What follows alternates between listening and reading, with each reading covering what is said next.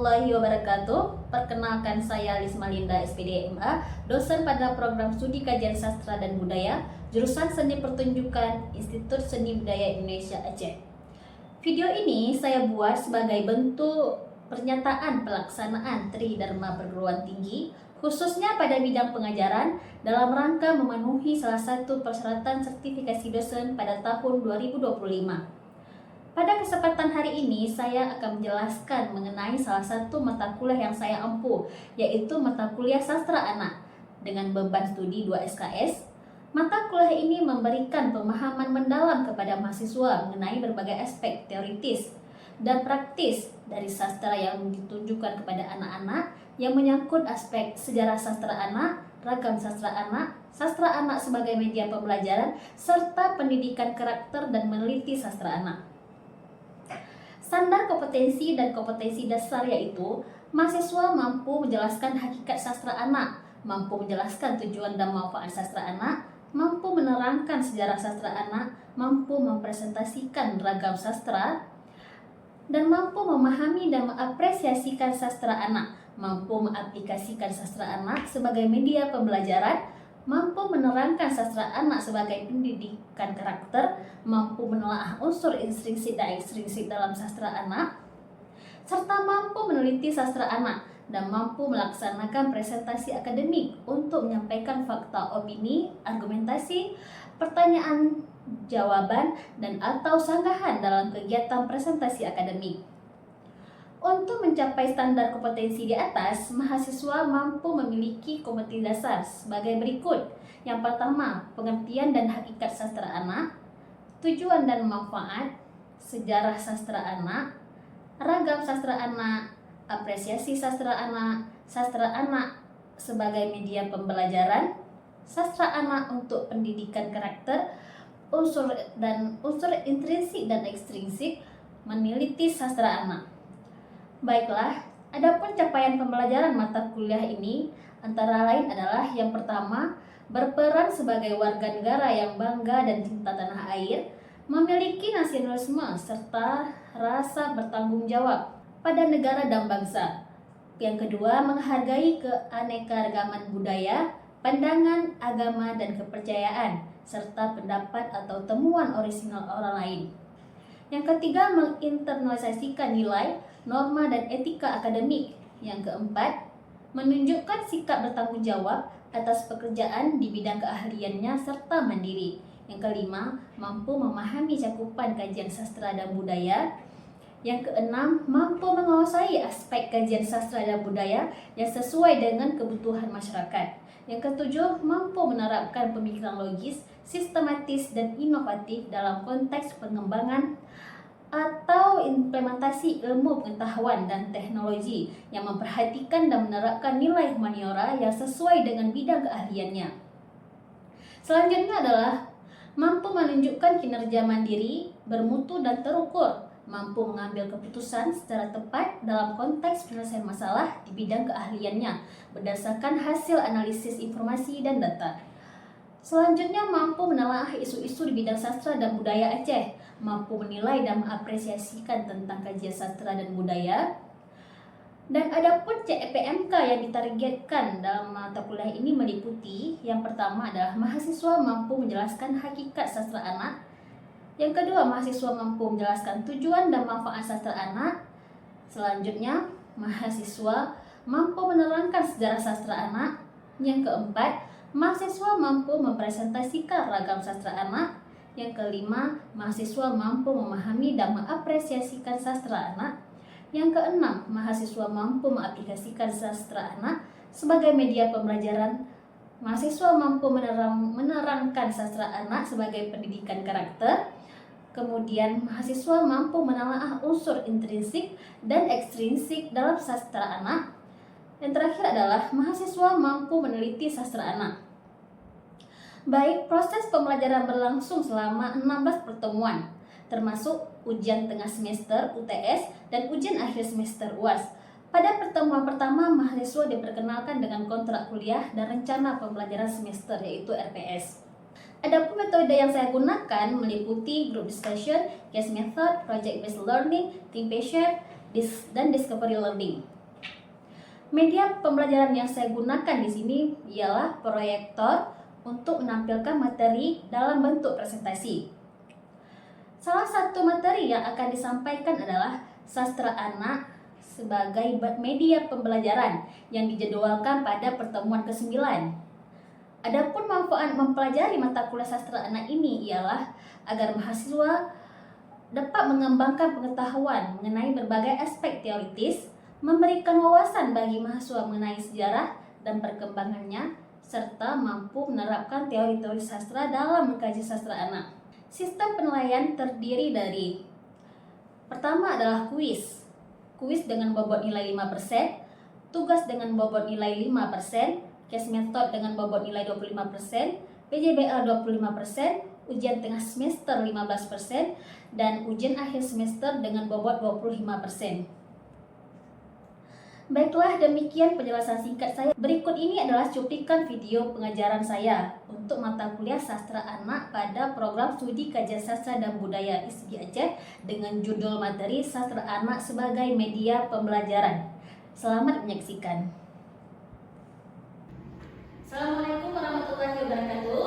Waalaikumsalam warahmatullahi wabarakatuh. Ya, terima kasih sudah hadir di kelas saya hari ini. Sebelumnya apa kabar semuanya? Baik, Bu. Siang-siang sini masih semangat ya? Kalau kan ya? Semangat, Bu. Alhamdulillah. Kasih mau ngapain? Mau makan pagi, Bu. Siang udah? Ya nanti kita makan sama ya. Baik, Bu. Bayar sendiri dong ya? Ya. Oke, jadi sebelum kita memulai mata kuliah kita hari ini, kita akan absen dulu seperti biasa. Maka menyalakan barcode-nya. Baik, Bu. Baik, Bu. Siapa dulu, Aulia? Oke. Oke, Arin, Ilham, oke, Dewi, oke, Dewa, oke, Sri, Najwa, oke, udah ya. Nah, sebelumnya saya ada satu quote untuk kalian yang bunyinya adalah: bermimpilah dalam hidup, jangan hidup dalam mimpi. Nah, kira-kira dari quote ini, bagaimana pendapat kalian? Setelah membaca bermimpilah dalam hidup, jangan hidup di dalam mimpi. Kira-kira apa maksudnya ini? Ada yang mau mencoba menambahkan pendapatnya?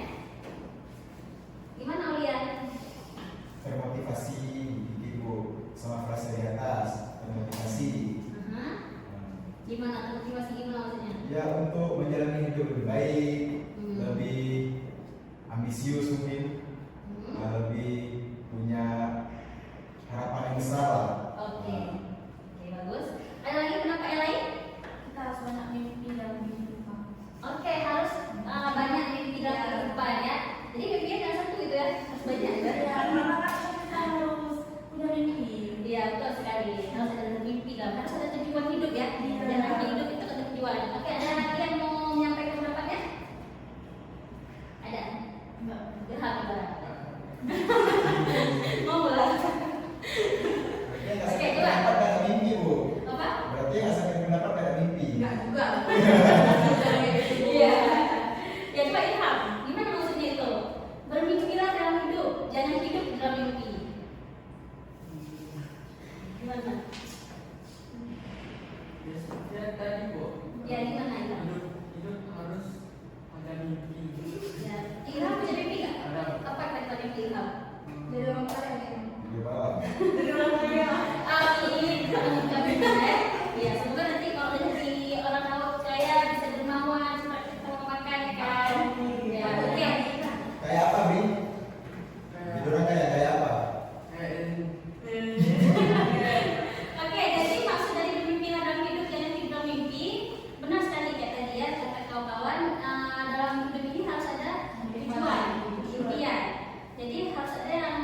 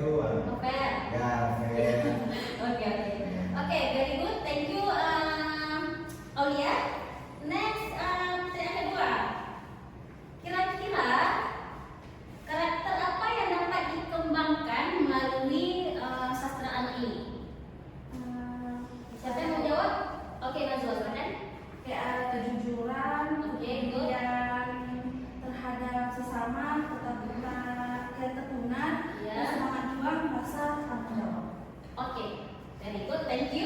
Oke, itu materi kita sebelum sepertinya saya rasa sudah paham semua ya. Sudah. Sudah. Oh, ada yang mau tanyakan dulu? Tidak. Tidak ada. Jadi saya pastikan semua sudah paham dengan baik ya.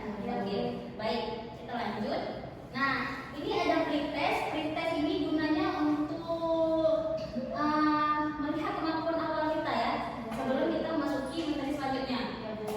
Saya sudah kirimkan linknya ke Edlink, silahkan dikerjakan. Saya kasih waktu 15 menit ya. Baik, silahkan dikerjakan.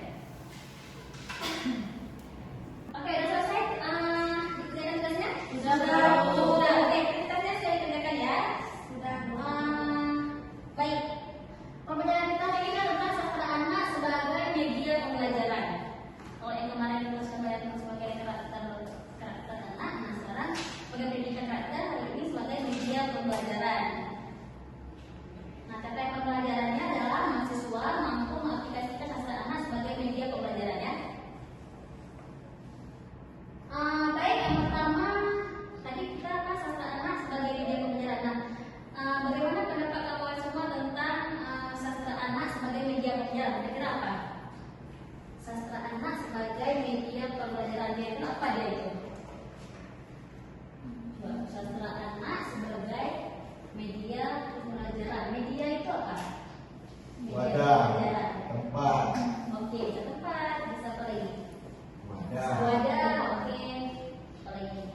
Media pembelajaran. Sesuatu yang digunakan untuk proses belajar mengajar. Nah, itu namanya media pembelajaran. Nah, bagaimana sastra anak sebagai media pembelajaran? Maksudnya apa ini? Gimana? Tadi? TK, Bu. TK.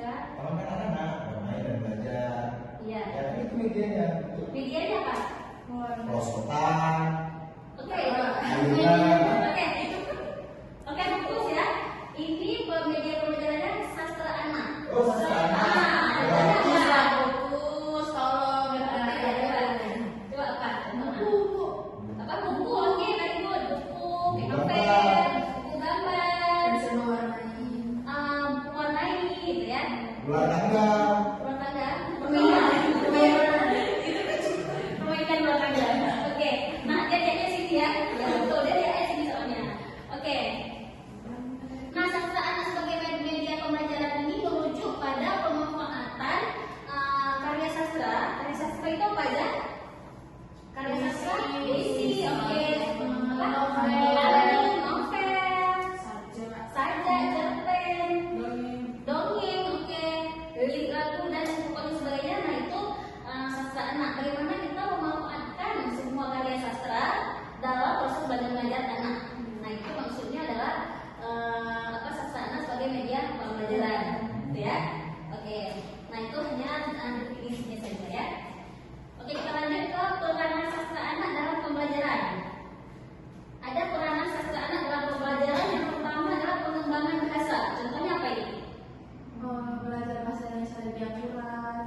Oke, belajar bahasa Indonesia. Gimana cara anak belajar bahasa di dalam karya sastra? Gimana caranya? Dengan membaca. Dan membaca, oke, dari menyanyi, oke. Jadi dari kalau menyanyi ya, dari lirik lagu itu, atau dari membaca tadi, membaca novel, cerpen, dari dongeng, dari baca-bacaan mereka dapat menyerap vocabulary, kosakata baru, dan itu bisa kita terapkan dalam kehidupan sehari-hari mereka. Nah, itu maksudnya pengembangan bahasa anak ya. Baik, selanjutnya stimulasi kreativitas dan imajinasi. Maksudnya apa nih?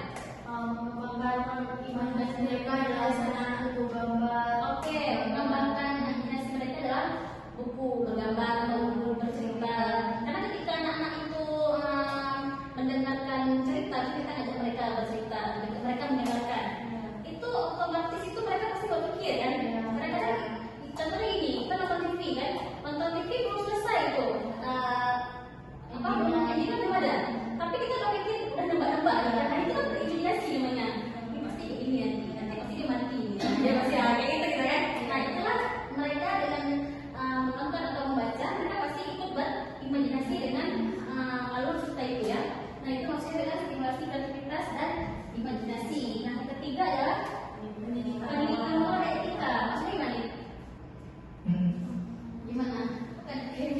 royong. Oh, Iya. Enggak, selalu praktis lah. Oh, kawan dia nggak ada krayon, saya kasih krayonnya satu. Iya, oke. Itu Saling maksudnya. mengayomi gitu ya. Betul-betul Ya.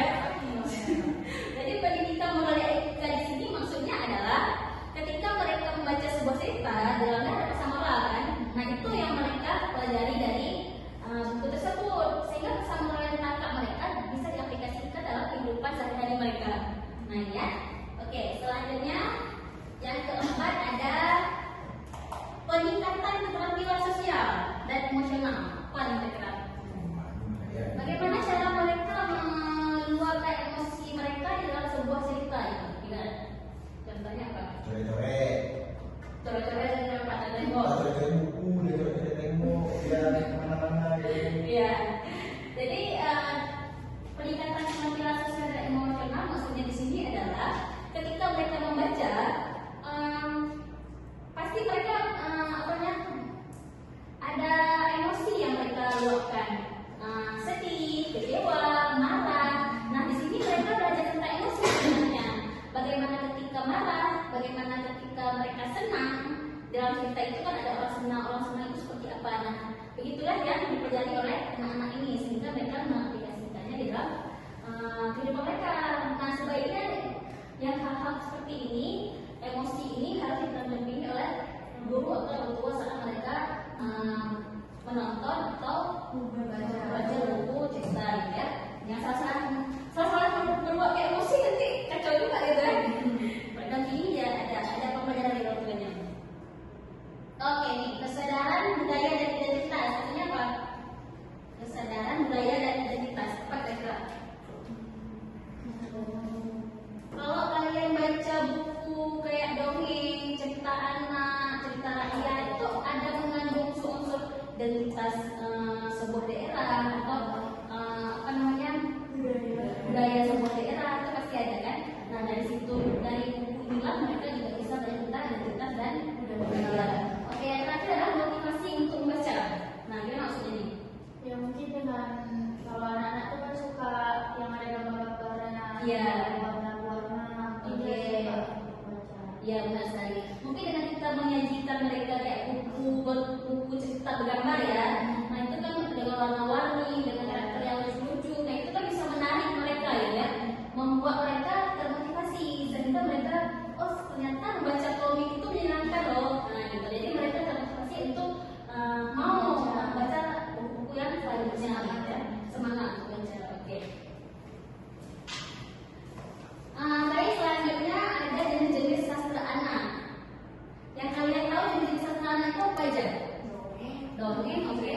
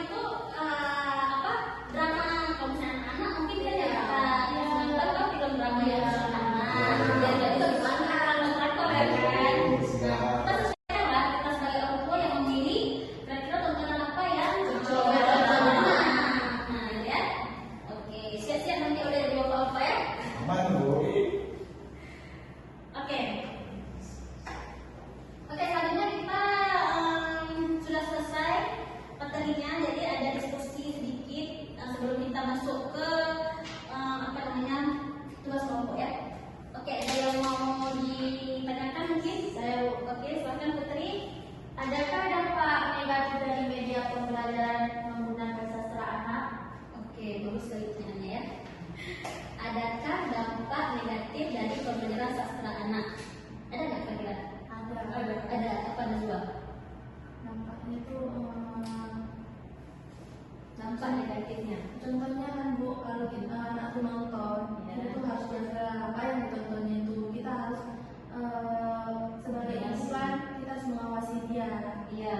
Cocok nggak dengan apa yang ditontonnya itu. Oke, bagus sekali jawabannya. Itu jadi ya, harus sebagai orang tua kita harus Siap-siap selalu memantau. memantau, memperhatikan dia nonton apa, jangan dia lagi nonton, kita masak di dapur ya. Ya, di temani lah nonton ya. Karena itu saya pernah lihat di Instagram itu, nggak tahu ambilnya di mana, pokoknya anaknya lagi nonton, tiba-tiba nggak tahu kenapa dia mukul TV itu sampai meledak TV-nya. Nah itu kan berbahaya maksudnya. Kalau nggak dijaga atau diawasi, membahayakan dia gitu ya. Oke, ada lagi nggak dampak negatif lainnya? Bahasanya. Bahasanya, oke, bahasanya. Nggak ada bahasa-bahasa yang tidak baik di dalam itu yang video bersama dia. Karena anak itu meniru paling dulu ya kan, pinter kali meniru. Nah, Sekali. iya betul. Jadi harus kita awasi juga ketika ada apa namanya bahasa-bahasa tidak baik, kita kasih tahu, kasih tahu anak-anak bahwa itu perkataan tidak baik. Jadi kalau iya nggak boleh dulu.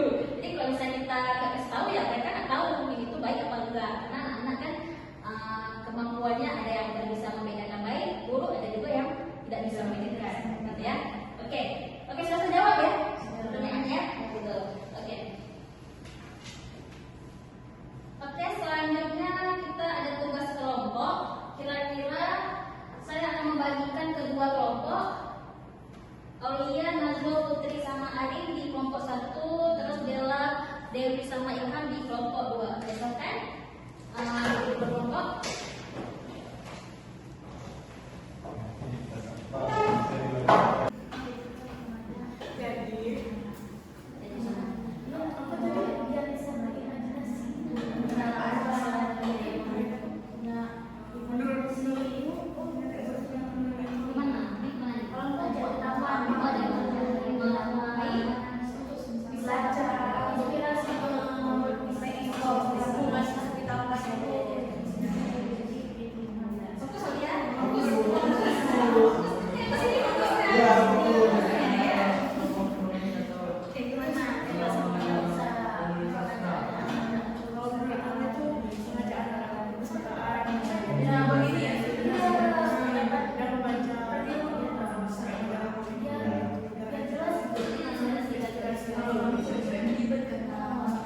Oke, saya rasa selesai ya diskusinya hari ini. Sekarang siapa duluan yang mau mempresentasikan hasil diskusi kalian di kelompok tadi? Kami Bu. Siapa duluan? Iya. Oke, siapa yang mau memasarkan ke depan? Dua. Siapa? Siapa? Oke, ya silakan ya. Oke, gimana Aulia? Apa kira-kira yang bisa dilakukan oleh seorang guru itu pelajaran menggunakan sastra? Mengajarkan dia cara-cara menulis saja-saja yang ringan-ringan, Oke, gimana coba dari alurnya dari pertama kalian mau ngapain? Coba ceritain. dia mengajak dia bercerita dulu, berdongeng, habis itu ajak dia main-main, jalan-jalan atau ke taman, sambil diskusi, sambil kasih apa namanya motivasi, habis itu ajak dia main prosotan, main ayunan, kayak gitu Bu, main kelereng. Ya, kelereng. Ya, main kelereng, sastra kelereng kan ada Bu. Dia namanya anak duli. Dan bahagia lah. Nah, kita capaiannya itu kan yang di ini ya, capaiannya itu. Membuat dia senang dulu, Buat dia biar senang, dia dia senang juga. Biar dia dapat imajinasinya sendiri ya, terbentuklah karakter dia gimana nanti di situ. Oke. Nah, itu Bu, mungkin dari kelompok kami itu aja Bu. Oke, thank you Aulia dan kawan-kawan. Oke, next siapa nih? Kelompok Della atau Dewi, siapa yang mau maju? Della, oke silakan Della. Bukan lagi nanti maju.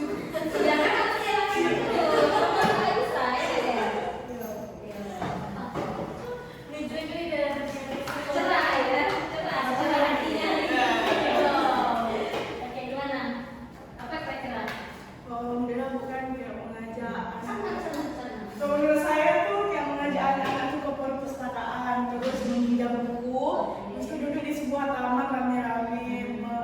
berdiskusi apa itu sambil melihat pemandangan yang hijau-hijau membuat pelajaran.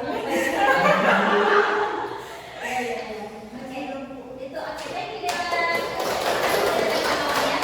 Oke, terima kasih atas diskusi singkatnya hari ini. Nah, untuk hari ini materinya sudah selesai ya. Nah, pertemuan selanjutnya kita akan membahas tentang sastra anak sebagai pendidikan karakter. Ini materi selanjutnya ya. Jadi untuk hari ini tentang bagaimana kita menggunakan sastra anak sebagai media pembelajaran sudah kita bahas dari A sampai Z. Diskusi juga sudah. Saya lihat kawan juga sangat antusias, sangat senang gitu ya, sangat